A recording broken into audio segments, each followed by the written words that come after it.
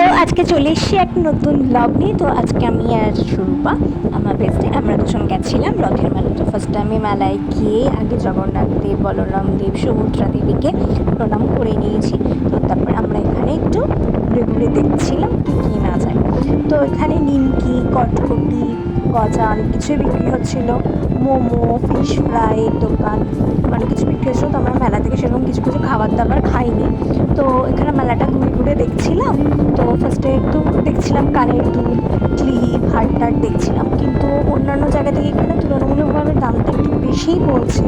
মানে 10 টাকা 15 টাকা সব কিছু বেশি পেয়ে গেছিলো। ফার্স্টে মোমো খাওয়ার ইচ্ছা ছিল, একটা সুন্দর পাচ্ছিলাম না। তো তারপর আমার একটা অনেক মতো কিছু কিনেছে, তো আমি দেখছিলাম। তো আমার পছন্দ রাত্রিবেলা। তো তারপরে ম্যাগি কানেরগুলি কিনেছি আর এই।